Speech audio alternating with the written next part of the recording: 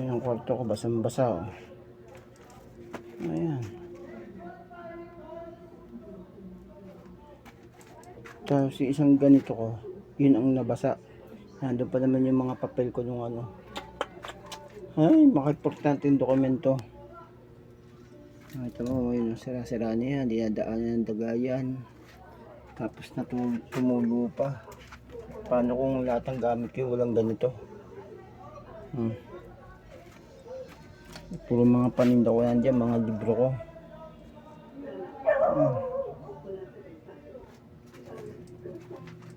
Mabuti ito, dito nabasa. Work na po, EVR, tamo, nalagyan ko pa nga ng ano ito eh. Yan. Mga libro ko nandiyan, mga piyesa ko.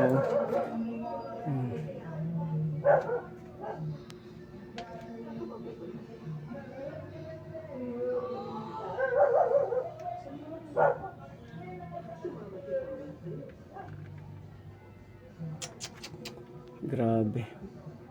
Ano nang ginawa sa akin, dandan eh.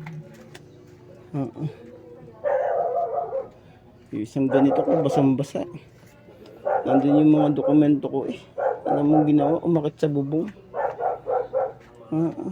Majestic na buhay yan. Yung mga paninda kong hukay-hukay, ang dami kong hanger. Mga damit, basang-basa. Pinurwisyo talaga ako ng taong yun eh. Yung monitor ko. Yung monitor oh. Grabe. Yung aking Japanese na ano na kimono, yung ano costume, basa, ang baho ng amoy.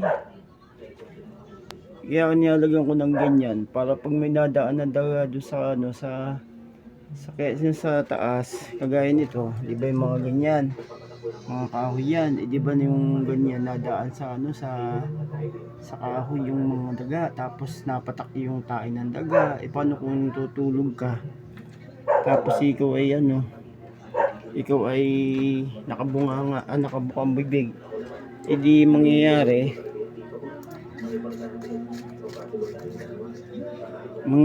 makakain mo yung ano ng daga, kain ng daga. Yan ang gamit ko oh. Ito mo naman, ito yung mga huway-huway kong damit. Yung iba basa. Lastik na pinurwisyo talaga ako ng taong yun eh. Para lang makakain ng santol. Yung mga tarpaulin ko basa. Ito yung gamit ko din eh. Yan nang lumipat kami din eh. Hindi ito natulo eh. Ang ginawa sa akin eh, ganun. Grabe. Dishwashing liquid ko.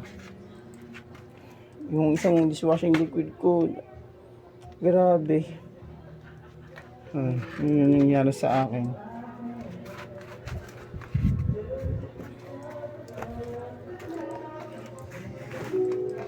Mama, basa ang aking gamit. Take your time ha. Basa. CR lang ako sa dali.